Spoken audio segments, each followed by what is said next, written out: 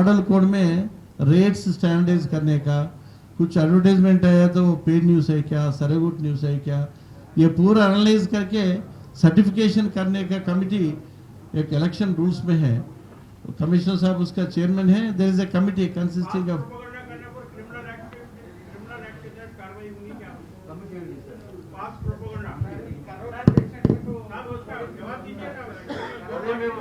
Postal ballot paper finalise చేసినప్పుడు మీకు clarity వస్తుంది. ఓటింగ్ పర్సెంటేజ్ పెంచడానికి ఏమైనా ప్రయత్నాలు ఉన్నాయి? ఎంత చెప్పినా ఓటింగ్ పర్సెంటేజ్ పెరగట్లేదు కదా, దానికోసం నా ఉద్దేశంలో ప్రధానమైన బాధ్యత మీ మీదనే ఉంది.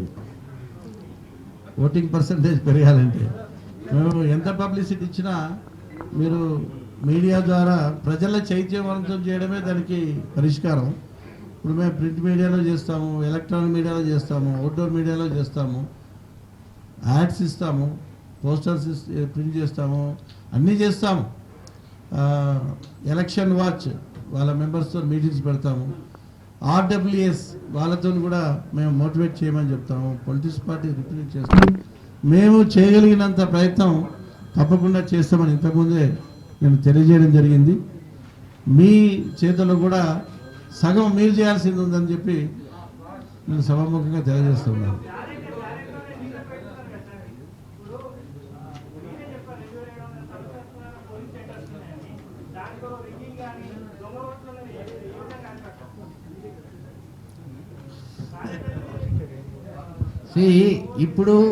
ఇప్పుడు ఒకటి మనకు ఫోటో ఎలక్ట్రోల్స్ వచ్చిన తర్వాత రిగ్గింగ్ కానీ దొంగ ఓట్లు కానీ వేసే అవకాశం లేదు. ఎందుకంటే ప్రతి ఎలక్ట్రోల్లోనే ఓటర్ ఫోటో ఉంటుంది, ప్లస్ ఫోటో ఐడి కార్డ్స్ ఉంటాయి.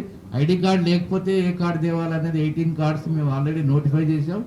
ఇవి కాకుండా ప్రతి పోలింగ్ స్టేషన్లో కూడా ప్రతి క్యాండిడేట్కి ఒక పోలింగ్ ఏజెంట్ ఉంటాడండి. వీళ్ళందరూ చేసేది ఆ ఏజెంట్ ముఖ్యమైనది ఏంటి, ఈ రిగ్గింగ్ కానీ బోగస్ ఇంపర్సనేషన్ జరగకుండా చూడటమే వాళ్ళ ఉద్దేశం. కాబట్టి ఇవన్నీ ఉన్నప్పుడు కూడా ఈ రోజుల్లో ఇంకా రిగ్గింగ్ బోగస్ ఓటింగ్ జరుగుతుంది దానికి ఛాన్సెస్ లేవు.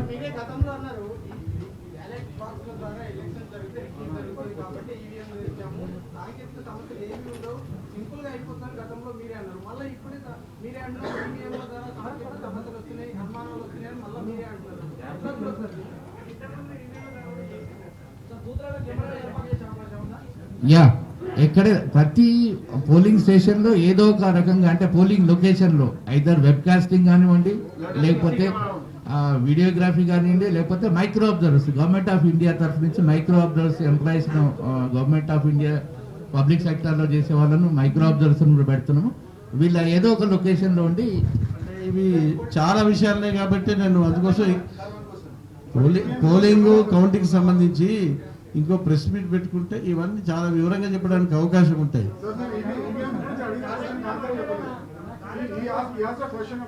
I have answered everything. నేను అనలేదు అది. Please listen. టెక్నికల్ ప్రాబ్లమ్స్ వస్తున్నాయని పొలిటికల్ పార్టీస్ కంప్లైంట్స్ ఫైల్ చేయడం వల్ల లిటిగేషన్ డెవలప్ అయ్యి సుప్రీంకోర్టు దాకా పోయిందనే విషయాన్ని నేను చెప్పాను. టెక్నికల్ ప్రాబ్లమ్స్ నేను అనలే.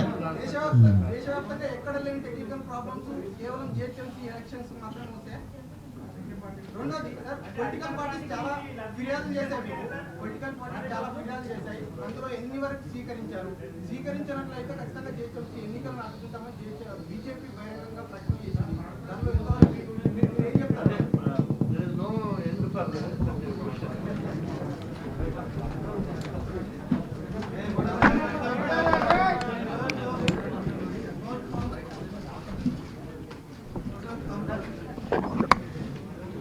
సో జిహెచ్ఎంసీ కంటూ లేకపోతే ఏ లోకల్ బాడీకి సపరేట్గా ఎలక్ట్రోల్ ఉంటే ఏమి ఉండదు.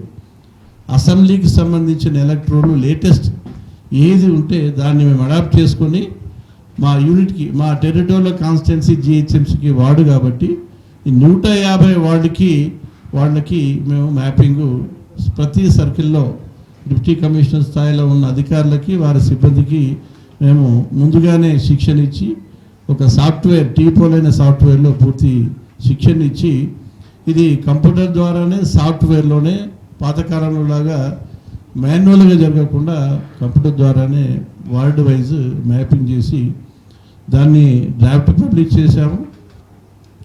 షెడ్యూల్ ఇచ్చి ఫైనల్ పబ్లికేషన్ కూడా 13వ తేదీన చేయడం జరిగింది. సో ఇంకా మిగిలింది కండక్ట్ ఆఫ్ ఎలక్షన్స్, అది మాకున్న ఫైనల్ బాధ్యత. పోలింగ్ స్టేషన్స్ ఏంటంటే ప్రధానంగా కాన్స్టిట్యూషన్ ప్రకారమే ఎలక్షన్ కమిషన్ మ్యాండేటు రిటర్నింగ్ ఆఫీసర్స్కి ఇస్తుంది. Returning officer draft polling station publish చేసి దాని మీద ఉన్న ఆబ్జెక్షన్స్ కానీ సలహాలు కానీ అవి స్వీకరించిన తర్వాత final list of polling stations returning officers ఆధ్వర్యంలో పబ్లిష్ చేయబడతాయి.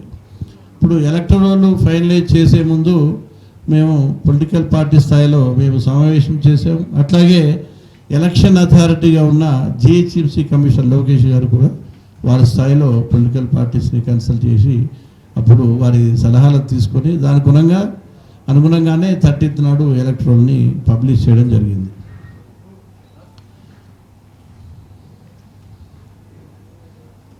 ఏం భరత్ జరగట్లేదు ముందుకు? ఓకే, సరే. ఇప్పుడు ఇంతవరకు మేము చేసిన పనిని ఒక జస్ట్ 2 స్లైడ్లలో నేను క్లుప్తంగా చెప్పాను.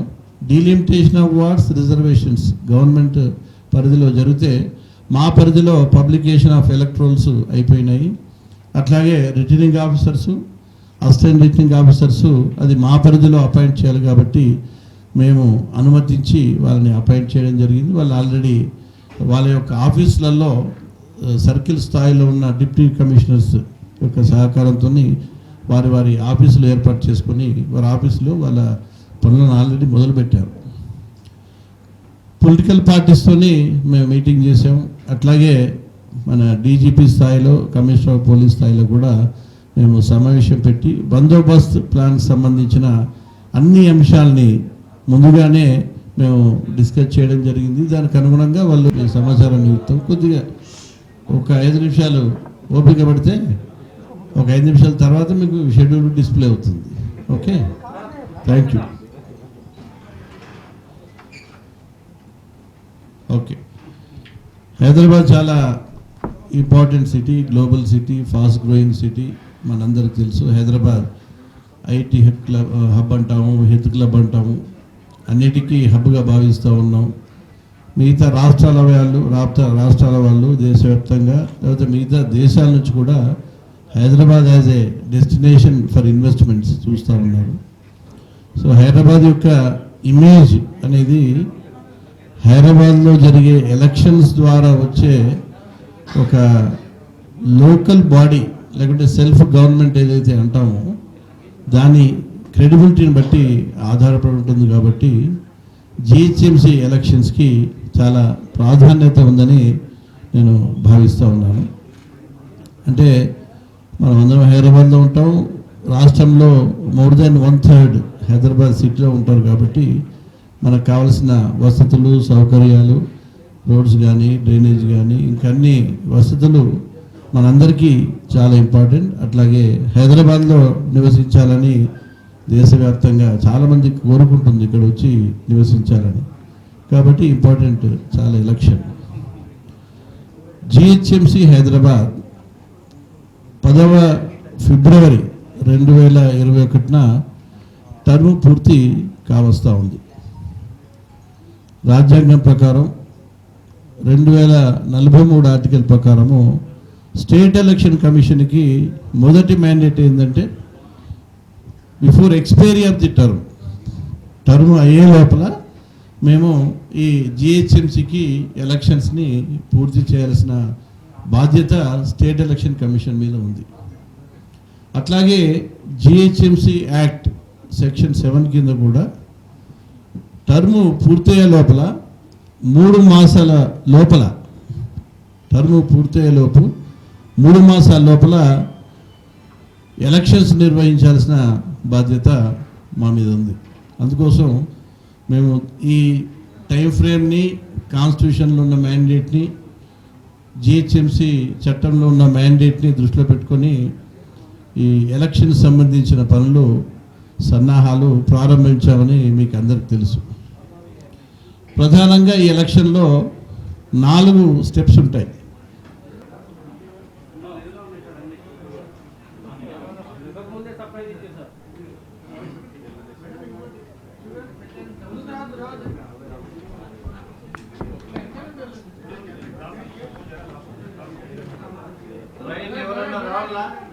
ఇంకేమైనా రావాలి, ఏమైనా వెయిటింగ్ ఉందా? ఓకే.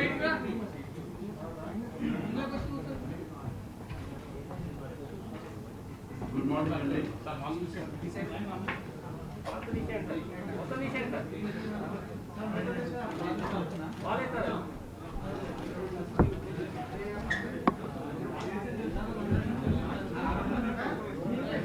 ఓకే, మీడియా మిత్రులందరికీ నమస్కారం.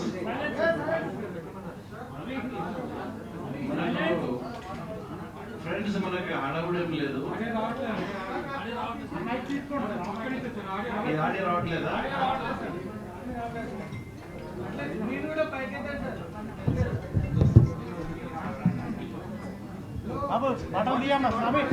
Good morning, good morning, good morning. వస్తుందా? రైట్.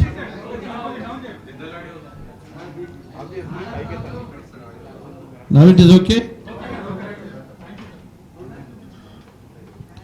అంటే మీ కన్వీనియన్స్ కోసము నేను పీపీటీ షేప్లో ప్రజెంటేషన్ తయారు చేసినాను, ఫ్యూ స్లైడ్స్.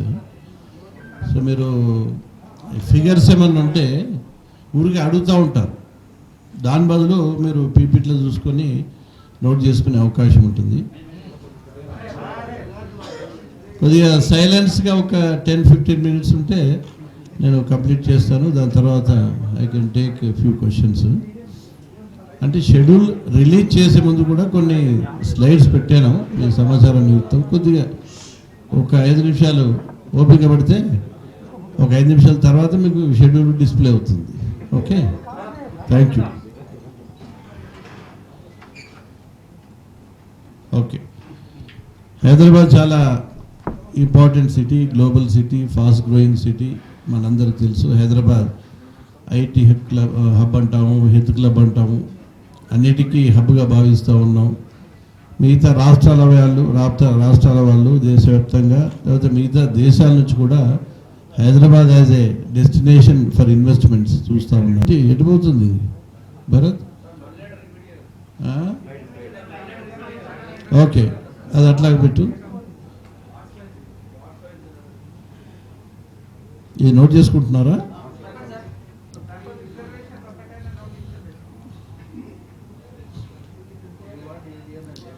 అంటే ఏ వార్డు ఏది అనేది మీకు నేను మెయిల్ చేయిస్తాను. మన 150 వార్డ్స్ రిజర్వేషన్, వార్డు వారీగా ఏ వార్డు ఏ రిజర్వేషన్ అనేది నేను మీకు ఇమీడియట్గా మీ ఆఫీస్ పోగానే మీడియాకి నేను మెయిల్ ఇచ్చే ఏర్పాటు చేస్తాను. ఓకే, దాని ఆబ్స్ట్రాక్ట్ మాత్రమే ఇక్కడ పెట్టాను నేను. పోలింగ్ స్టేషన్ సంబంధించి 13న రిటర్నింగ్ ఆఫీసర్స్ వారి ఆఫీసుల్లో పబ్లిష్ చేయడము, వాళ్ళు ఎక్కడెక్కడైతే draft polling station list publish చేయాలో దాన్ని పబ్లిష్ చేశారు.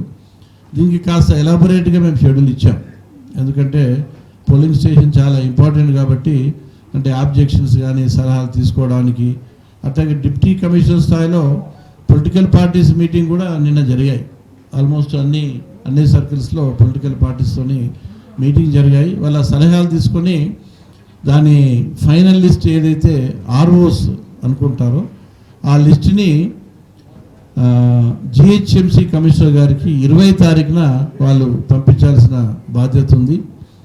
అంటే ఫైనల్ లిస్ట్ ఆల్మోస్ట్ 19th వరకు రిటర్నింగ్ ఆఫీసర్ స్థాయిలో పోలింగ్ స్టేషన్స్ని ఫైనలైజ్ చేసి దాని లిస్టుని జిహెచ్ఎంసీ కమిషనర్ గారికి ఇస్తే వారు 20న ఆ ఫైనల్ లిస్ట్కి అప్రూవల్ ఇచ్చిన తర్వాత 21 నవంబర్ నాడు polling stations final list publication ఉంటుంది. ఏదైతే మీ మీడియాలో అక్కడక్కడ 9,200 చిల్లర పోలింగ్ స్టేషన్స్ మీ డ్రాఫ్ట్ లిస్ట్, అది పోలింగ్ స్టేషన్స్. సో 21కి కానీ కరెక్ట్గా ఏ పోలింగ్ స్టేషన్స్ అనేది ఇదమిత్తంగా తెలియదు. ఇంకో పాయింట్ కూడా చెప్తున్నాను, ఎలక్ట్రోల్స్ కూడా నేను ఇస్తాను డేటా, కానీ ఆ డేటా ఏంటి, అది 13th నాడు జరపాలని నిర్ణయం తీసుకోవడం మీకు అందరికీ తెలుసు. గత పంచాయతీరాజ్ ఎలక్షన్ కానీ మున్సిపల్ ఎలక్షన్స్ కానీ అవన్నీ బ్యాలెట్ బాక్స్లోనే జరిగాయి. చాలా విజయవంతంగా బ్యాలెట్ బాక్స్లో టైం టెస్టెడ్ ప్రొసీజర్ కాబట్టి ఈ టెక్నికల్ ఇష్యూస్ చాలా ఈవీఎంస్లో పొలిటికల్ పార్టీస్ తర్వాత చాలామంది రేజ్ చేస్తూ ఉన్నారు, లిటిగేషన్స్ అవుతూ ఉన్నాయి. ఈవీఎంస్ మీద అక్కడక్కడ అనుమానం వ్యక్తం చేయడం, కోర్టు పోవడం ఇదంతా జరిగింది. కాబట్టి ఈవీఎంస్ వాడితే కూడా ప్రొసీజర్స్ కూడా చాలా ఎక్కువ ఉంటాయి. వివిధ దశల్లో ఈవీఎం కరెక్ట్ అని ప్రూవ్ చేసుకునే ఒక ప్రొసీజర్స్ కూడా చాలా వచ్చాయి. వీటన్నిటినీ బేరేజ్ వేసుకొని బ్యాలెట్ బాక్స్ ద్వారా ఎలక్షన్ చేద్దామని నిర్ణయం తీసుకున్నాం. మనం బ్యాలెట్ బాక్సులు అంతకుముందు ఏపీ స్టేట్ వారికి లోకల్ బాడీ ఎలక్షన్స్కి అప్పుగా ఇచ్చున్నాం.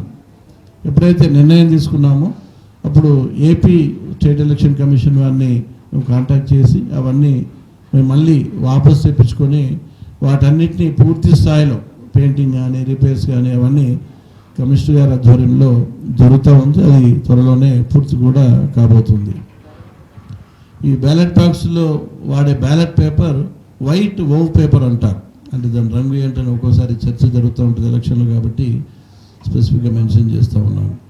రిజర్వేషన్స్ మీరు అందరూ మీడియాలో ఆల్రెడీ రాసి ఉన్నారు, ఛానల్స్లో చెప్పున్నారు. కాబట్టి అయినా మీ సమాచారం కోసం 150 వాళ్ళ యొక్క reservations general women, with in general women schedule ట్రైబ్స్కి ఎన్ని, షెడ్యూల్ క్యాస్ట్కి ఎన్ని, బ్యాక్వర్డ్ క్లాసెస్కి ఎన్ని, విమెన్ జనరల్, అన్రిజర్వ్ మొత్తం ఈ 150 వార్డ్స్ సంబంధించిన రిజర్వేషన్ చార్టు ఇక్కడ మేము ముందుంచాను. Mayor election reservation women general ఉంటుంది. ఇది నోట్ చేసుకుంటారా? నెక్స్ట్ స్లైడ్కి వెళ్ళిపోన్నా. ఓకే, నెక్స్ట్ నోట్ ఏమి ఉండదండి, ప్రెస్ నోట్ ఇస్తాం తర్వాత, బట్ ఇమీడియట్గా నోట్ ఏమి ఇవ్వట్లేదు. మీరు జాగ్రత్తగా వినండి, అందుకోసం you have to give attention.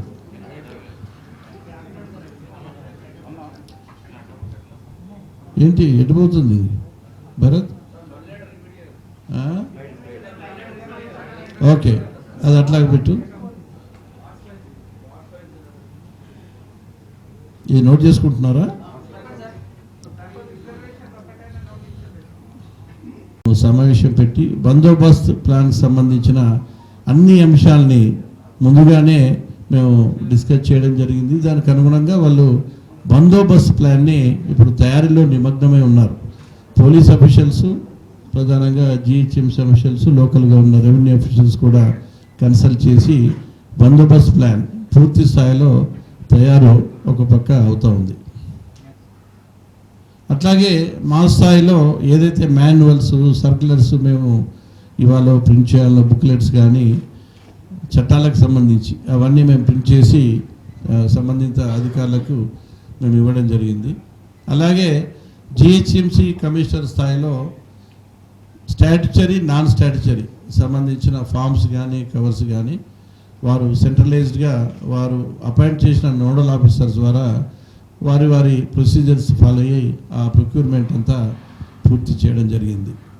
అట్లాగే డిప్టీ కమిషనర్ స్థాయిలో ఎవరైతే సర్కిల్కి ఉన్నారో వాళ్ళ సహకారంతో, క్షేత్రస్థాయిలో ఉన్న సిబ్బంది సహకారంతో డిస్ట్రిబ్యూషన్ సెంటర్స్, రిసెప్షన్ సెంటర్స్ 30, అంటే సర్కిల్కి ఒక డిస్ట్రిబ్యూషన్ రిసెప్షన్ సెంటర్ కూడా ఫైనలైజ్ చేయడం జరిగింది.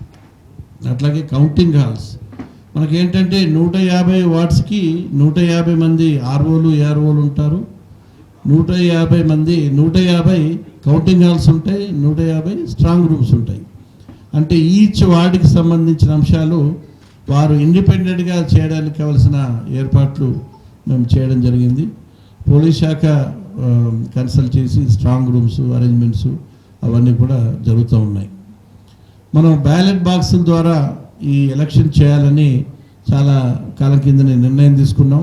దాని విషయంలో ఒపీనియన్ ఆఫ్ పొలిటికల్ పార్టీస్ తీసుకుని మేజర్ పొలిటికల్ పార్టీస్ ఇచ్చిన ఒక ఒపీనియన్ అదొకటే కాకుండా సుప్రీంకోర్టు జడ్జిమెంట్ ఏదైతే ఈవీఎంస్, వీవీప్యాట్స్ మీద ఉందో దాన్ని అకౌంట్ ఫర్ చేసి కోవిడ్ ఉన్న పరిస్థితుల్ని బేరీజ్ వేసుకొని అన్ని విషయాల్ని మేము కూలంకషంగా చర్చించి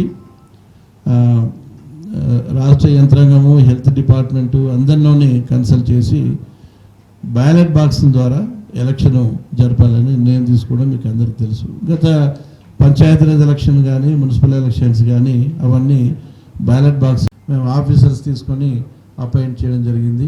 అట్లాగే మిగతా ఆఫీసర్స్ కూడా నేను చెప్తాను. జనరల్ అబ్జర్వర్స్, ఒక్కో జోన్కి ఒక ఐఏఎస్ ఆఫీసరు జనరల్ అబ్జర్వర్గా ఉంటారు. వారు కూడా ఈ వారి వారి జోన్లో జోనల్ కమిషనర్ ఉంటారు కాబట్టి వారి కోఆర్డినేషన్తో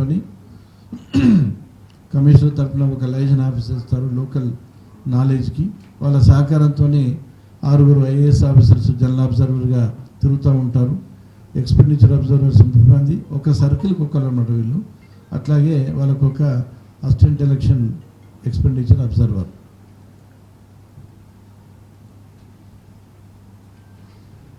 బందోబస్తు అంటే పోలీస్ అధికారులతో జరిగిన సమావేశంలో ఒక మౌలికమైన నిర్ణయం ఏంటంటే ప్రతి పోలింగ్ స్టేషన్కి తప్పకుండా బందోబస్తు ఉండాలి. పోలింగ్ స్టేషన్కి కనీసం 2, ఒక regular police man, queue regular చేయడానికి ఒక కనీసం హోంగార్డ్. సో 2 పోలీస్ సిబ్బంది ఏ పోలింగ్ స్టేషన్కైనా ఉండాలి. ఇక సెన్సిటివ్, హైపర్ సెన్సిటివ్, క్రిటికల్ ఉంటే స్కేల్ ఆఫ్ డిప్లాయ్మెంట్ మారుతూ ఉంటుంది. దాన్ని బట్టి డిప్లాయ్మెంట్ జరుగుతూ ఉంది. సుమారుగా 25,000 నుంచి 30,000 మంది పోలీస్ పర్సనల్ మరి ఈ ఎలక్షన్లో వాడుకునే అవకాశం ఉంది. అంటే ఇది లా అండ్ ఆర్డర్ సిచ్యువేషన్ బట్టి ఆధారపడి ఉంటుంది. హైదరాబాద్ 3 కమిషనరేట్ల పరిధిలో ఉన్న పోలీస్ పర్సనల్ కాకుండా మిగతా సరౌండింగ్ డిస్ట్రిక్ట్ నుంచి కూడా ఫోర్సెస్ తీసుకుంటారు. అవసరాన్ని బట్టి లా అండ్ ఆర్డర్ సిచ్యువేషన్ బట్టి మిగతా రాష్ట్రాల నుంచి సెంట్రల్ ఫోర్సెస్ కూడా తీసుకునే అవకాశం రాకూడదని మనం కోరుకుంటా ఉన్నాం. ప్రతి distribution centre, reception centre, counting centre, RO office ఇవన్నిటికీ పోలీస్ శాఖ వారు గార్డ్ ఏర్పాటు చేస్తూ ఉన్నారు.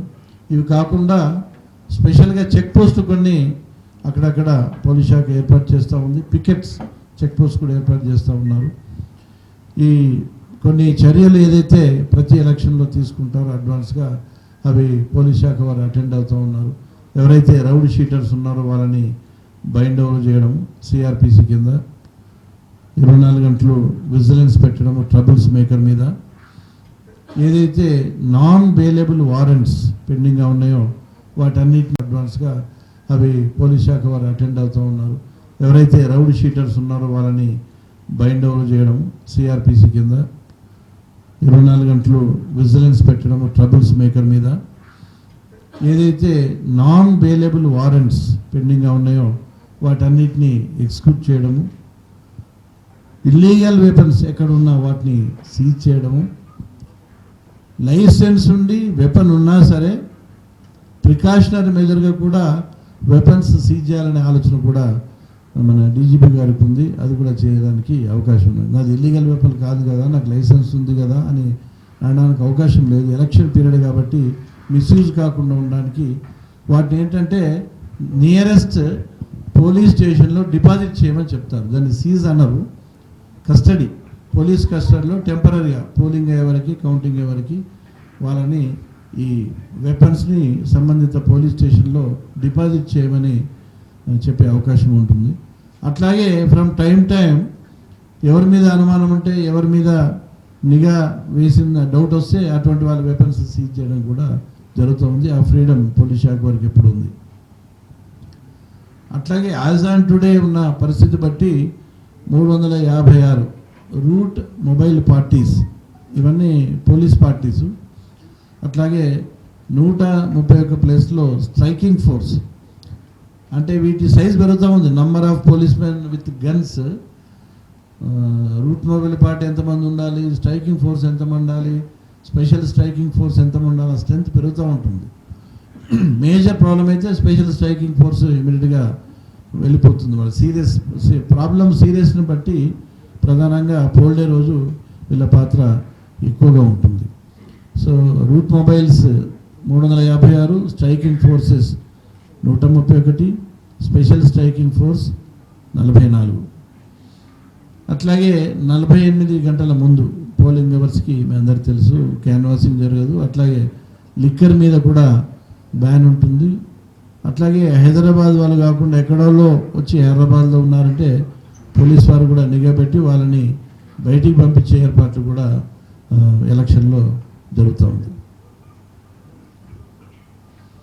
పోలింగ్ అంటే పోలింగ్ దగ్గర కానీ, కౌంటింగ్ దగ్గర కానీ, క్యాన్వాసింగ్ దగ్గర కానీ, ఈవెన్ నామినేషన్ దగ్గర కూడా మేము రెస్ట్రిక్షన్స్ పెట్టాం. ఎంతమంది నామినేషన్ దగ్గర రావాలి, ఎన్ని వెహికల్స్ రావాలి, ఇవన్నీ రెస్ట్రిక్షన్ చాలా కోవిడ్ గైడ్లైన్స్ దృష్టిలో పెట్టుకొని పెట్టడం జరిగింది. ఈ విషయాల్లో అంటే పొలిటికల్ పార్టీస్ కూడా నేను అపీల్ చేస్తూ ఉన్నాను. ఈ గైడ్లైన్స్ దృష్టి పెట్టుకొని నామినేషన్ నుంచి క్యాన్వాసింగ్ చేసే వరకు, పోలింగ్ వరకు వాటిని దృష్టిలో పెట్టుకొని మీరు సహకరిస్తారని నేను కోరుతూ ఉన్నాను. Thank you.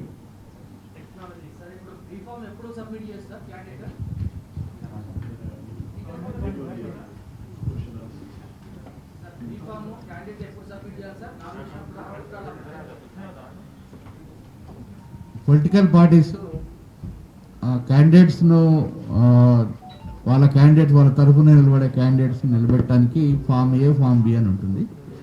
ఫామ్ ఏ అంటే ఆ పొలిటికల్ పార్టీ ప్రెసిడెంట్ కానీ, జనరల్ సెక్రటరీ కానీ, హైయెస్ట్ అథారిటీ మా తరఫున ఈ వార్డుకు ఫలానా వాళ్ళు ఫామ్ బి ద్వారా క్యాండిడేట్ నిలబెడతారు అని చెప్పి ఒక క్యాండిడేట్ని ఆథరైజ్ చేయటం, that is form A. Form B అంటే ఏ పార్టీ నుంచి ఏ క్యాండిడేట్ ఎవరు నిలబెడుతున్నాడు అని ఇచ్చేది ఫామ్ బి. ఈ ఫామ్ ఏ అనేది లాస్ట్ డే ఆఫ్ నామినేషన్స్ వరకు సంబంధిత జిహెచ్ఎంసీ కమిషనర్ గారికి ఇవ్వాల్సి ఉంటుంది. ఫామ్ బి స్క్రూటినీ అయిపోయే వరకు రిటర్నింగ్ ఆఫీసర్కు డైరెక్ట్గా హ్యాండ్ అవుట్ చేయాల్సి ఉంటుంది. ఒకవేళ పార్టీ హైయెస్ట్ అథారిటీని ఫామ్ ఏ ఇవ్వకుండా డైరెక్ట్గా ఫామ్ బి కూడా ఇవ్వచ్చు. డైరెక్ట్గా క్యాండిడేట్ను party president, general secretary appoint చేస్తూ డైరెక్ట్గా ఫామ్ బి రిటర్నింగ్ ఆఫీసర్ డైరెక్ట్గా ఇవ్వచ్చు. That is regarding form A and form B.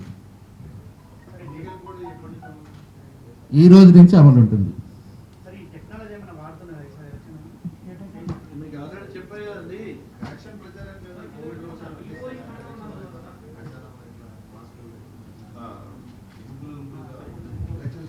ఈ ఓటింగ్కి మాకు రెండు ఇబ్బందులు వచ్చాయి. ఒకటేమో సాఫ్ట్వేర్ డెవలప్ చేయడానికి వాళ్ళు చాలా సమయం అడిగారు. నెల రోజుల పైన మాకు పడుతుంది. ఇది ఎలక్షన్ కాబట్టి ఎక్కడుంది నా పోలింగ్ స్టేషను తెలుసుకున్నాలంటే రకరకాల పద్ధతులు ఉన్నాయి. మొట్టమొదటి విషయం ఏంటంటే జిహెచ్ఎంసీ కమిషనర్ గారు వారి సిబ్బంది ద్వారా బిఎల్ఓస్ ఉంటారు, బూత్ లెవెల్ ఆఫీసర్స్. సో వాళ్ళకు కంప్లీట్ అడ్రస్లని తెలుసుంటాయి కాబట్టి ప్రతి ఓటర్కి ఓటర్ స్లిప్ అందజేస్తారు. అంటే ఓటర్ స్లిప్ నాకు అందితే ఏమవుతుందంటే ఆహా నా పోలింగ్ స్టేషన్ ఇక్కడ ఉంది అని చూసుకునే అవకాశం ఉంటుంది. ఓటింగ్కి పోవడానికి కూడా అవకాశం ఉంటుంది. కాబట్టి డిస్ట్రిబ్యూషన్ ఆఫ్ ఓటర్ స్లిప్ అనేది బాగా ఇన్సిస్ట్ చేస్తూ ఉంది కమిషన్. మీరు కూడా మీడియా ఇది గమనించి ఎక్కడైనా ఓటర్ స్లిప్స్ డిస్ట్రిబ్యూషన్ సరిగ్గా జరగలేదంటే మీరు కూడా కంప్లైంట్ చేయడానికి అవకాశం ఉంటుంది. ప్రతి ఓటర్ కనుక ఓటర్ స్లిప్ అందితే తప్పకుండా వాళ్ళు పోవడానికి ప్రయత్నం చేస్తారు. అంటే నాది టైం వేస్ట్ కాదు, ఈ బిల్డింగే నేను పోతే అక్కడ నా ఓటు ఉందనే ఒక కాన్ఫిడెన్స్ కూడా ఉంటుంది. అట్లాగే మా వెబ్సైట్లో కూడా ఓటర్ స్లిప్ను టీపోల్ సాఫ్ట్వేర్లో ప్రొవిజన్ ఉంది కాబట్టి డౌన్లోడ్ చేసి ప్రింట్ చేసుకునే అవకాశం కూడా ఉంది. మొబైల్ యాప్ కూడా ఉంది, మీ అందరికీ తెలుసు. దాంట్లో కూడా లొకేషన్ తెలుసుకోవచ్చు. మీరు ఓటర్ స్లిప్ ఎవరు ఇవ్వకుండా మామూలుగా జనరల్ ఎలక్షన్స్లో పొలిటికల్ పార్టీస్ కూడా పార్టీ సింబల్ లేకుండా ఓటర్ స్లిప్ ప్రింట్ చేయడానికి ఉండేది మామూలు ఎలక్షన్లో. బట్ ఇప్పుడు అసెంబ్లీ పార్లమెంట్ ఎలక్షన్లో తీసేశారు. కానీ స్టేట్ ఎలక్షన్ కమిషన్ ఉన్న నిబంధన ప్రకారం పొలిటికల్ పార్టీస్ కూడా పార్టీ సింబల్ లేకుండా ఓటర్ స్లిప్స్ ఓటర్స్కి ఇవ్వడానికి అవకాశం కూడా ఉంది. సో ఇవన్నీ పద్ధతుల ద్వారా ఎక్కడ ఓట్ చేయాలని ఓటర్లు తెలుసుకొని వెళ్ళడానికి అవకాశం ఉంది. ఈ అవేర్నెస్ చాలా ఇంపార్టెంట్ కాబట్టి మీడియా వారు దీని మీద ఫోకస్ చేయవలసిందిగా అటెన్షన్ను కోరుతూ ఉన్నాను. 2009 జిహెచ్ఎంసీ ఎలక్షన్లో 42.04 42% మాత్రమే పోల్ పర్సంటేజ్ ఉండింది. గత ఎలక్షన్లో 2016లో 45.29. చాలా పెరుగుతుందని ఆశించారు కానీ జరగలే. ఇది ఒక పెద్ద సమస్య సిటీలో. జిహెచ్ఎంసీ ఏరియాలో చాలామంది ఎంప్లాయీస్ కానీ నాన్ ఎంప్లాయీస్ కానీ ఎవరైనా ఓటు వేయడానికి ముందుకు రాకపోవడం చాలా పెద్ద సమస్య. కాబట్టి కమిషన్ సంబంధించి కమిషనరు వారి సిబ్బందికి సంబంధించి ఈ లొకేటింగ్ పోలింగ్ స్టేషన్ కానీ లేకపోతే మిగతా అన్ని efforts print media, electronic media, outdoor media ద్వారా ఇప్పటి చాలా క్యాంపెయిన్స్ జరుగుతాయి. ఒక డిసడ్వాంటేజ్ ఏంటంటే స్కూల్స్, కాలేజ్ మనకు ఓపెన్ లేవు, లేకపోతే ర్యాలీస్, వీలీస్ చాలా యాక్టివిటీస్ స్టూడెంట్స్ ద్వారా చేయాలని మేము ప్లాన్ చేసి ఉంటుంటిమి.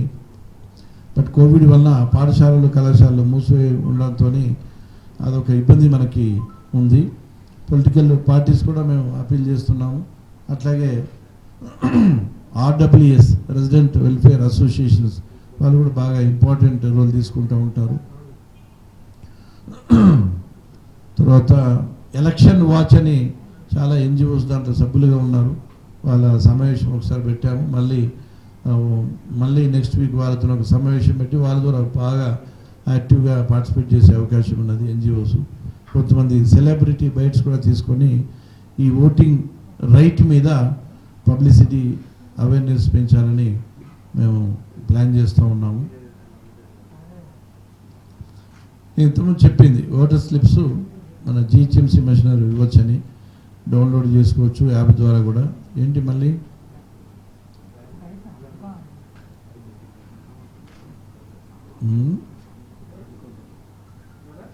కింది పోయిందా కర్సర్ భరత్?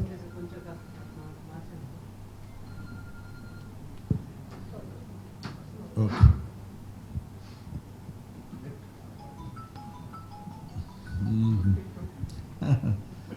చాలా వరకు అయిపోయింది ఇది.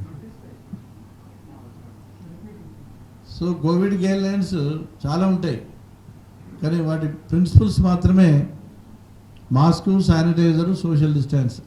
ఈ 3 ప్రిన్సిపల్స్ ఆధారంగానే Covid guidelines election commission of India Bihar election దృష్టిలో పెట్టుకొని ఇవ్వడము, అవి మన దుబాక్ ఎలక్షన్లో కూడా అమలు చేయడము, అదే రీతిలో బ్రాడ్గా అవే ప్రిన్సిపల్స్ దృష్టి పెట్టుకొని జిహెచ్ఎంసీ ఎన్నికలకు కూడా state election commission broad guidelines polling దగ్గర కానీ, కౌంటింగ్ దగ్గర కానీ, క్యాన్వాసింగ్ దగ్గర కానీ, that is mandatory as per recent amendment.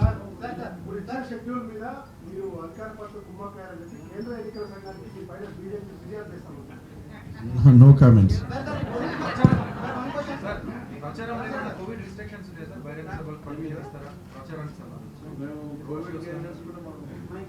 Detailed Covid guidelines ఇచ్చామండి. దాంట్లో క్లియర్గా ఉంది ఎన్ని వెహికల్స్ ఉండాలి, ఏ కారణాలు ఎన్ని వెహికల్స్ ఉండాలి, ఏ విధంగా క్యాంపెయినింగ్ చేసుకోవాలన్నది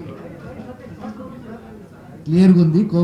కోవిడ్ గైడ్లైన్స్ దృష్టిలో పెట్టుకొని not more than 2 vehicles in a convoy, ఒక కాన్వాయ్కి ఎంత డిస్టెన్స్ మెయింటైన్ చేయాలి, అవన్నీ కూడా గైడ్లైన్స్లో ఉన్నాయి.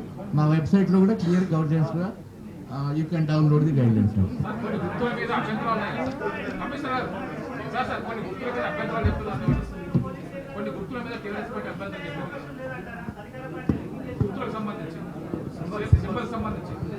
నేను ఇంతకుముందు చెప్పాను మీకు, ఈ నోటిఫికేషన్ అయిన తర్వాత సింబల్స్ గురించి సింబల్స్ అలాట్మెంట్ ఆర్డర్ అని మేము చేసిన చట్టం ఉంది. ఇవన్నీ కన్సిడర్ చేసే చాలా సింబల్స్ ఉంటాయి. ఫేజ్డ్ మేనర్లో సింబల్స్ ఇస్తూ ఉంటాం మేము. ఫేజ్డ్ మేనర్లో పొలిటికల్ పార్టీస్ కూడా ఈ రాష్ట్రంలో ఏమేమి ఉన్నాయి కూడా కన్సిడర్ చేసి ఎక్కువ మంది క్యాండిడేట్స్ ఉంటే కూడా ఎక్కువ సింబల్స్ కూడా ఉంటాయి. సమయాన్ని బట్టి మేము ఫేజ్డ్ మేనర్లో రిలీజ్ చేస్తూ ఉంటాం అవసరాన్ని బట్టి.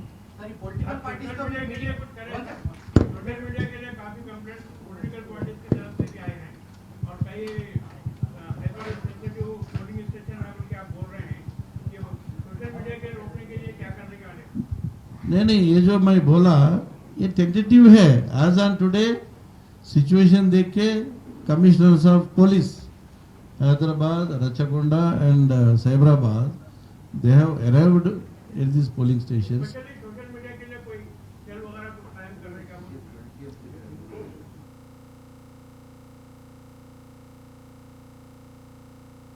18th, 19th, 20th ఈ 3 రోజులు నామినేషన్స్ రిసీవ్ చేసుకునే తేదీలు. రిటర్నింగ్ ఆఫీసర్స్ 18, 19, 20 ఈ 3 రోజుల్లో వారు నామినేషన్స్ని రిసీవ్ చేసుకుంటారు. 21న రిటర్నింగ్ ఆఫీసర్ స్థాయిలో ఈ నామినేషన్స్ని స్క్రూటినీ చేయడం జరుగుతుంది. ప్రతి స్టెప్కి చట్టం ఉంటుంది, రూల్స్ ఉంటాయి, నిబంధనలు ఉంటాయి. దాని ప్రకారంగా ఈ ప్రక్రియ జరుగుతూ ఉంటుంది. ఈ షెడ్యూల్ అంటే ఏంటి? మామూలుగా ఎప్పటి నుంచి రిసీవ్ చేసుకుంటారు నామినేషన్స్, ఎంతవరకు చేసుకుంటారు, స్క్రూటినీ ఏ రోజు చేస్తారు, విత్డ్రాల్ ఏ రోజు చేసుకునే అవకాశం ఉంటుంది, final list of contested candidates ఎప్పుడు పబ్లిక్ చేస్తారు, డేట్ ఆఫ్ పోల్ ఏంటి, అట్లాగే డేట్ ఆఫ్ కౌంటింగ్ ఏంటి అనేదే ఈ schedule. Okay, today we are announcing that schedule. తీసేయచ్చా స్లైడ్?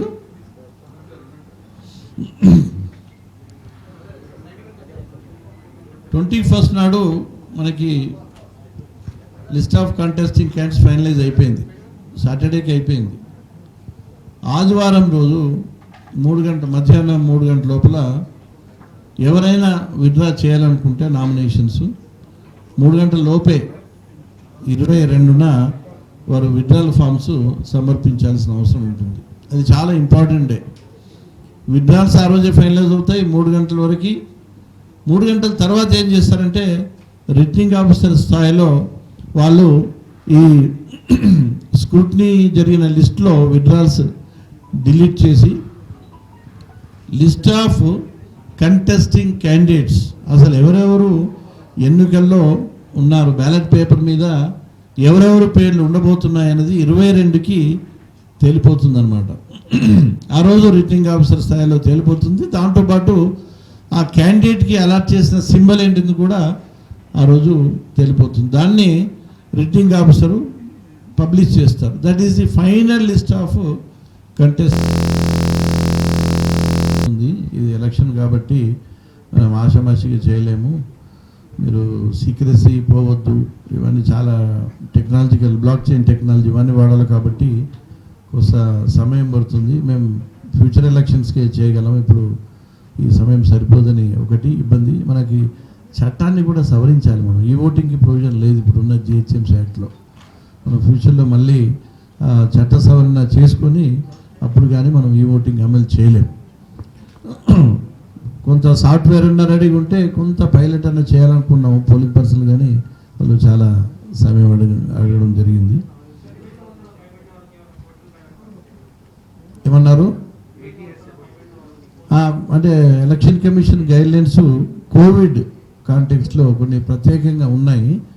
ఎంప్లాయీస్కి ఉన్నట్టే వాళ్ళకు కూడా ఉన్నాయి. మేము అవి 1-2 రోజుల్లో మేము ఫైనలైజ్ చేసి డ్రాఫ్ట్ రెడీగా ఉంది. కొన్ని నిర్ణయాలు మేము తీసుకున్నాలి. సో వీటిని ఫైనలైజ్ చేసి మేము మీకు తెలియజేస్తాం. అది ఈ ఎలక్షన్లో ఉంటుంది, చాలా పెద్ద స్కేల్లోనే పైలటింగ్ చేస్తున్నాం. ఈ రోజు నుంచి అమల్లోకి వస్తుంది.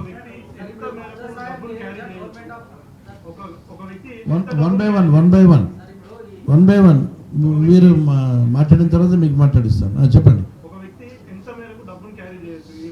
అంటే ఆ వ్యక్తి ఎవరు అనే దాన్ని బట్టి ఆధారపడుతుంది. అంటే ఇప్పుడు పొలిటికల్ పార్టీయో, క్యాండిడేటు, ఏజెంటు, పార్టీ క్యాడర్ వాళ్ళకి 50,000 పరిమితి ఉంది. అంతకంటే ఎక్కువ ఇమీడియట్గా సీజ్ చేస్తారు. సపోజ్ మ్యారేజ్ కానీ తీసుకెళ్తున్నా అంటారు, దానికి డాక్యుమెంట్ ఎవిడెన్స్ ఇవన్నీ ఉంటే వాళ్ళ దగ్గర అండర్టేకింగ్ తీసుకొని వదిలిపెట్టడం జరుగుతుంది. కొందరు వ్యాపారం గురించి తీసుకెళ్తూ ఉంటారు, దానికి కూడా ఇవన్నిటికీ డిఫరెంట్ ప్రొసీజర్స్ ఉన్నాయి. పర్పస్ని బట్టి మ్యారేజా, వ్యాపారమా, బ్యాంక్కి క్యాష్ క్యారీ చేస్తున్నాడా, చేస్తే ఏటీఎం నింపడానికి క్యాష్ చేసి నింపడానికి పోతున్నాడా, ఉంటే డాక్యుమెంట్స్, ఐడెంటిటీ కార్డ్స్, దానికి అన్ని ఎస్ఓపిస్ అంటారు, స్టాండర్డ్ ఆపరేటింగ్ ప్రొసీజర్స్. బ్యాంక్ కూడా ఉన్నాయి. అన్ని శాంక్టిటీ 100% ఉండదు. యాజ్ ఆన్ టుడే ఉన్న ఫిగర్స్ మాత్రమే మీకు ఇచ్చాను. పోలింగ్ స్టేషన్ ఫిగర్స్ కూడా రిజర్వేషన్ ఎన్ని ఉన్నాయి, కొన్ని సెన్సిటివిటీ అవి కూడా నేను ఇస్తాను. బట్ యాజ్ ఆన్ టుడే అనేది మీరు ఒకసారి దృష్టిలో పెట్టుకోవాలి.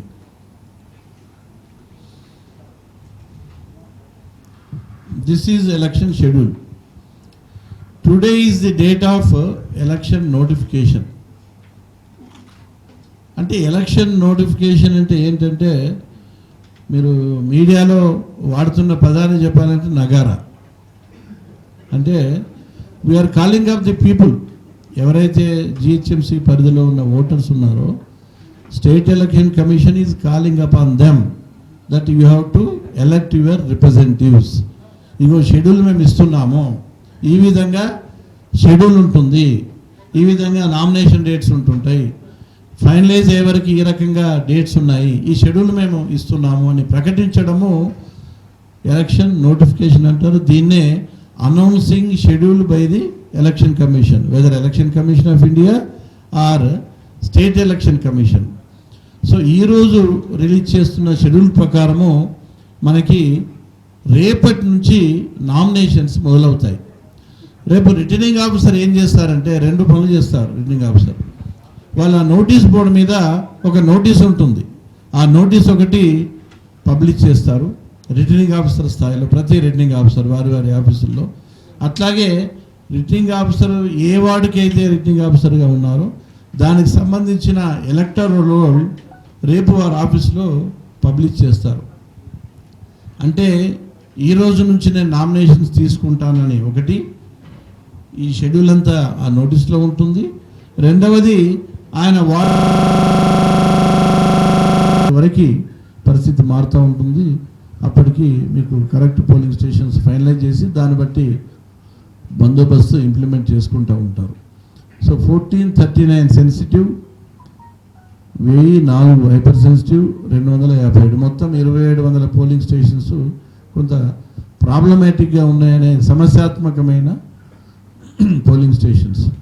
వీటి లొకేషన్స్ కూడా ఇచ్చాము. అంటే 1439 పోలింగ్ స్టేషన్స్ ఉన్న ఒక బిల్డింగ్లో 2, 3, 4, 5 ఉంటాయి కాబట్టి 532 లొకేషన్స్లో ఈ సెన్సిటివ్ పోలింగ్ స్టేషన్స్ ఉన్నట్టుగా, అట్లాగే 308లో 1004 హైపర్ సెన్సిటివ్ పోలింగ్ స్టేషన్స్ ఉన్నట్టుగా, 73 లొకేషన్స్లో 257 క్రిటికల్ పోలింగ్ స్టేషన్స్ ఉన్నట్టుగా పోలీస్ శాఖ వారు నిర్ధారించడం జరిగింది. మొత్తము 913 లొకేషన్స్ ఈ బందోబస్తు యాంగిల్లో మేము సమాచారం ఇచ్చాం. మోడల్ కోడ్ కండక్ట్ చాలా అది పెద్ద చాప్టరు, దాన్ని ఇప్పుడు డిస్కస్ చేసే అవకాశం లేదు. పొలిటికల్ పార్టీ నుంచి రిక్వెస్ట్ చేశాము. మోడల్ కోడ్ వయలేట్ చేస్తే పాత రోజుల్లో పెద్దగా చట్టాలు ఉండేవి కాదు, రాను చాలా చట్టాల కింద IPC, municipal act, GHMC act, disfigurement act, చాలా చట్టాలు ఉన్న ప్రొవిజన్స్ ఆధారంగా మోడల్ కోడ్ ఆఫ్ కండక్ట్ గత 4-5 దశాబ్దాల్లో బాగా అంటే ఎవాల్వ్ అయింది. ఎలక్షన్ కమిషన్ ఆఫ్ ఇండియా కూడా from time political parties consensus తీసుకుని ఏదైతే ప్రవర్తన నియమావళి డెవలప్ చేశారో దానికి లీగల్ శాంక్టిటీ కూడా రాను వచ్చింది. కాబట్టి ఈ మోడల్ కోడ్ని ఎవరైతే వయలేట్ చేస్తారో వాళ్ళకు డిఫరెంట్ ప్రొవిజన్ కింద పనిష్మెంట్ ఇవ్వడానికి, ప్రాసిక్యూట్ చేయడానికి అవకాశం ఉంది. ఫీల్డ్లో ఫ్లయింగ్ స్క్వాడ్స్ ఉంటాయి. అంటే ఒక మేజిస్ట్రేట్ ఉంటారు, ఒక 3 ఆర్మ్డ్ పోలీసు ఉంటారు, వాళ్ళకు వీడియోగ్రాఫర్ ఉంటారు, వాళ్ళు మొత్తం ఏరియాలో తిరుగుతూ ఉంటారు. ఈ మోడల్ కోడ్ వయలేట్ చేస్తే వాళ్ళు కేసెస్ బుక్ చేస్తూ ఉంటారు. అట్లాగే స్టాటిక్ సర్వేలెన్స్ టీమ్స్, ఎక్కడైతే సర్కిల్ ఒక సెంట్రల్ ప్లేస్ లొకేట్ చేసుకుని వాళ్ళు ఒక దగ్గర ఉంటారు. అవసరాన్ని బట్టి ఫ్లయింగ్ స్క్వాడ్ ఒకవైపు ఉంది, ఇక్కడ ప్రాబ్లం వచ్చిందంటే they will inform static surveillance team, వాళ్ళు ఇంకోవైపు కూడా వెళ్ళి క్యాచ్ చేస్తూ ఉంటారు, కేసెస్ బుక్ చేస్తూ ఉంటారు. దానికి కూడా ఒక మేజిస్ట్రేటు, 3 కంటే ఎక్కువ ఆర్మ్డ్ మెన్, ఒక వీడియోగ్రాఫర్ ఆ టీంలో ఉంటారు. ఇవి చాలా important teams. Model code of కండక్ట్లో కానీ ప్రీ పోల్ అట్మాస్ఫియర్ని కొంత రెగ్యులేట్ చేసి కొంత ఎలక్షన్ కమిషన్కి ఇస్తున్నాం. సరిపోయినంత సిబ్బందిని మన కమిషనర్ గారు ఏర్పాటు చేస్తూ ఉన్నారు కాబట్టి చాలా ఫాస్ట్గా కౌంటింగ్ అవుతుంది. అంటే ఈవీఎం ద్వారానే ఫాస్ట్గా అవుతుంది, బటన్ నొక్కగానే తెలిసిపోతుంది అంటే కావచ్చు, కానీ ఈవీఎం కూడా ఇప్పుడు సుప్రీంకోర్టు జడ్జిమెంట్ ప్రకారము వీవీప్యాట్స్ ఇవన్నీ ఇష్యూస్ ఉన్నాయి. టెక్నికల్ ప్రాబ్లమ్స్ వస్తే మేము ఇంతకుముందు జరిగిన ఎలక్షన్స్లో కూడా చూసాము. ఈవీఎం మరో ఇబ్బంది ఉందండి. ఈవీఎంస్ ఉదయం లేవగానే ఛానల్స్లో ఫస్ట్ న్యూస్ ఒక 2 గంటల పాటు అక్కడ మొరాయించింది, ఇక్కడ మొరాయించింది. ఇది ఎవ్రీ ఎలక్షన్లో చూస్తూ ఉన్నాం. అంటే టెక్నికల్గా కొన్ని ఇబ్బందులు వస్తూ ఉంటాయి. అట్లాగే కౌంటింగ్ హాల్లో కూడా అక్కడక్కడ ఇబ్బంది చూస్తున్నాం. ఇవన్నీ మేము ఆలోచించామండి. బ్యాలెట్ బాక్సులు నిర్ణయం తీసుకున్నప్పుడు ఇవన్నీ అంశాలని బేరీజ్ వేసుకునే మేము నిర్ణయం తీసుకోవడం జరిగింది. So declaration of result 4th అయిపోతుంది. ఎప్పుడెప్పుడు కంప్లీషన్ ఆఫ్ ఓట్ ఏ వార్డులో అయిపోతూ ఉందో రిటర్నింగ్ ఆఫీసర్స్ డిక్లేర్ చేస్తూ ఉంటారు. సర్టిఫికేట్ ఆఫ్ ఎలక్షన్ వాళ్ళకి అందజేయడం జరుగుతూ ఉంది. ఏ వార్డు కావాడు, ప్రతి వార్డుకి separate counting hall, separate strong room, 14 tables, సరిపోయినంత సిబ్బంది.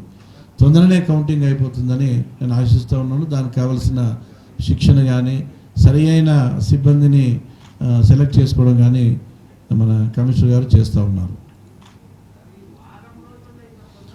ఇవి డిపాజిట్స్ చివర్లో అండి. నేను మాట్లాడిన తర్వాత మీరు మాట్లాడచ్చు. చివర్లో డిపాజిట్స్ ఒకవేళ క్యాండిడేట్ ఎస్టీ కానీ బీసీ కానీ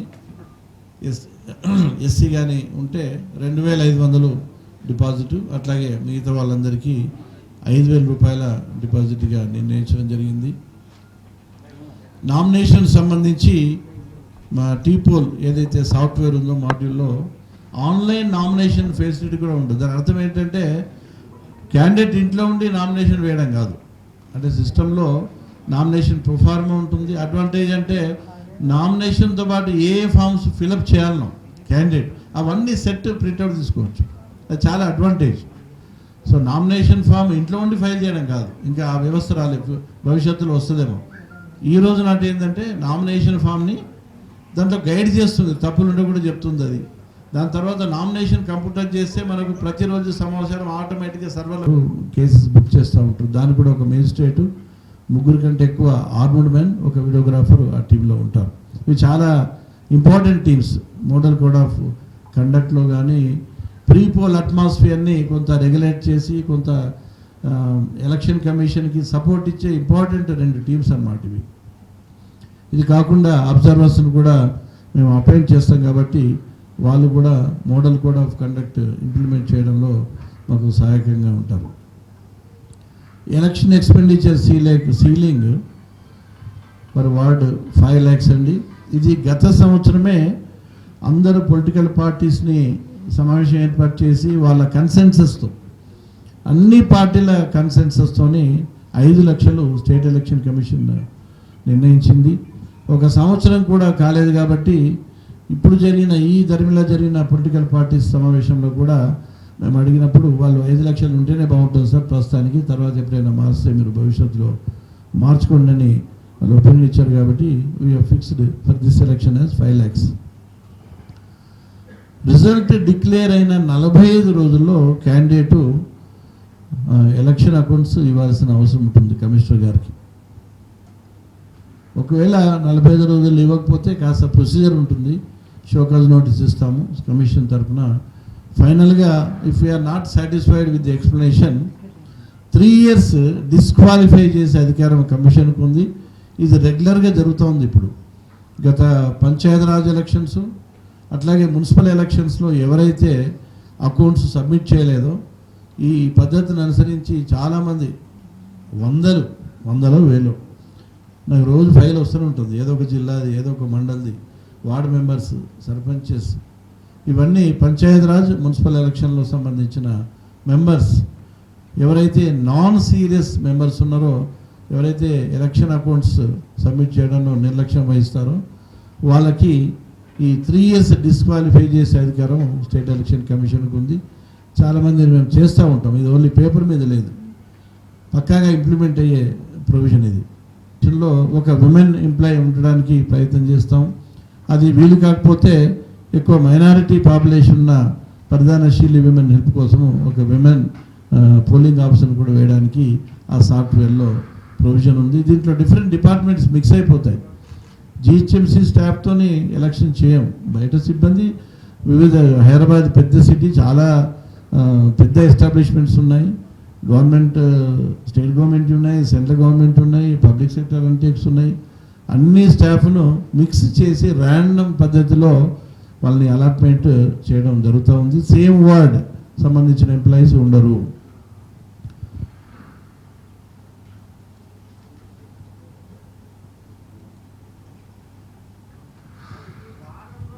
యాజ్ ఆన్ టుడే ఉన్న సిచ్యువేషన్ తీసుకొని డౌట్ మాస్టర్ గారు ఒక చేసే బాగండి, ఓపిక పట్టండి. So problematic polling stations,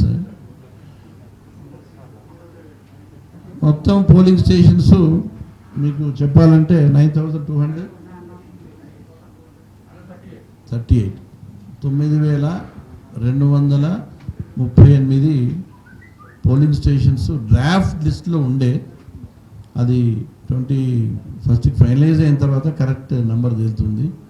as on today మేము పోలీస్ శాఖ నుంచి 3 కమిషనర్స్ ఆఫ్ పోలీస్ స్థాయిలో యాజ్ ఆన్ టుడే ఉన్న ప్రాబ్లమ్స్ దృష్టి పెట్టుకొని సెన్సిటివ్, తర్వాత hyper sensitive, critical stations figures మీకు ఇవ్వడం జరుగుతూ ఉంది. ఈ స్టేషన్స్ ఎప్పుడు డైనమిక్, రేపు పోలింగ్ ఉండే వరకు కూడా ఏది సెన్సిటివ్, ఏది హైపర్ సెన్సిటివ్, ఏది క్రిటికల్ అని చెప్పడం చాలా కష్టం. ప్రధానంగా కంటెస్టింగ్ క్యాండిడేట్స్ ఫైనలైజ్ అయిన తర్వాత క్యాంపెయిన్ జరుగుతున్న స్థాయిలో ఉన్న ప్రాబ్లమ్స్ దృష్టి పెట్టుకొని అప్పుడు యాక్చువల్గా ఫ్రీజ్ చేయడం జరుగుతుంది స్టేషన్. దాన్ని బట్టి బందోబస్తు కూడా చేయడం జరుగుతుంది. కాబట్టి ఈ సమాచారం కూడా ఓన్లీ టెంటేటివ్ అని నేను తెలియజేస్తూ ఉన్నాను. అది డైనమిక్ ఇన్ఫర్మేషన్. పోలింగ్ రోజు వరకు పరిస్థితి మారుతూ ఉంటుంది. అప్పటికి మీకు కరెక్ట్ పోలింగ్